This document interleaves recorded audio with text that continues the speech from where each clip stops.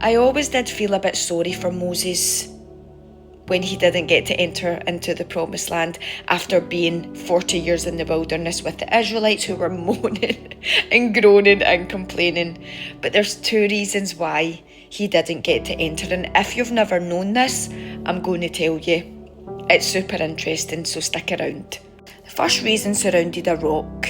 Okay, so the first time God told Moses to strike the rock and water would come out of it, and this wasn't just a small occurrence. This water was going to be supplied for over 2 million of the Israelites.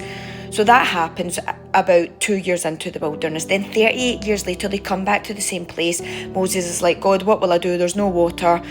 Again, God says to Moses, this time though, speak to the rock. But Moses doesn't listen. He acts in anger because he is sick and tired of them moaning and complaining, and he strikes the rock twice. Now, I'm paraphrasing God here, but God kind of says to Moses, you've misrepresented me, so you're not going to enter into the promised land.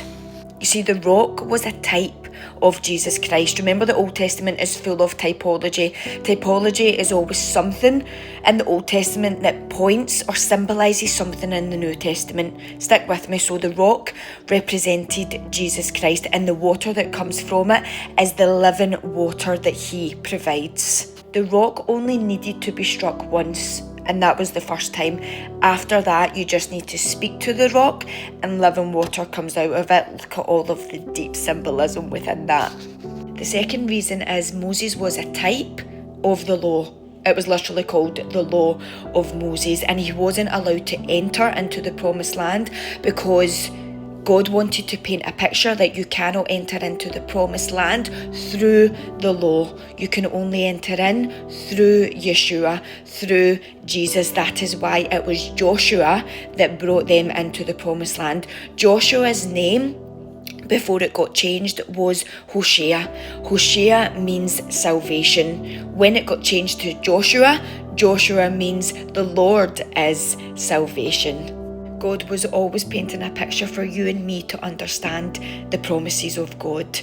Because a reminder, believers, under the Mosaic covenant, God never said, keep my law and you'll go to heaven, which a lot of people believe in to this day. He said, keep my law and I'll bless you in the land. The law of Moses was always about being obedient and receiving the land as a blessing from God.